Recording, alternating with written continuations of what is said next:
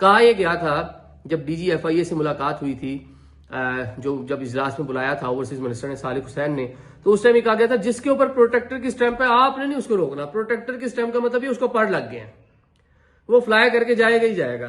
तो मतलब प्रोटेक्टर की स्टैंप पता ऐसी चीज है कि वो बस आप समझिए इमिग्रेशन हो गई। तो लेकिन जनाब उसके पास ड्राइविंग लाइसेंस था नहीं और ड्राइवर के वीजे पर बाहर के मुल्क जा रहा था, तो वो जो प्रोटेक्टर की स्टैंप वाला जो मामला था वो तो यहीं पे जीरो हो गया ना। तो अब आपके पास स्टैंप लगी हुई है जो मर्जी है, लेकिन डॉक्यूमेंट्स आपके एयरपोर्ट पे प्रॉपर तरीके से चेक होंगे। सिर्फ चेक नहीं होंगे, प्रॉपर तरीके से चेक होंगे, अच्छे तरीके से उनकी जांच पड़ताल की जाएगी। ये तो बात आपने माइंड में रखनी है। तो बहुत सारे लोग जो लोगों को पैसे दे के प्रोटेक्टर स्टैंप लगवा रहे थे, आपको पता है 2 नंबर लोग तो हर जगह मौजूद हैं। तो जनाब स्टैंप लगवाने का मकसद ये था कि बस स्टैंप लग गई है तो हमें कोई रोक नहीं पाएगा।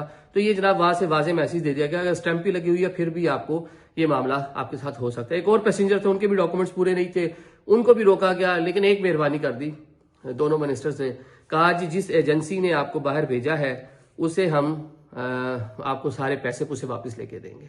पहले तो उस एजेंसी जिसने प्रोटेक्टर की स्टैंप और सारी चीजें वीजा शीजा जारी करवा कर दिया ड्राइवर का और साथ में ड्राइविंग लाइसेंस नहीं था, पहले तो उसको भी बैन करें।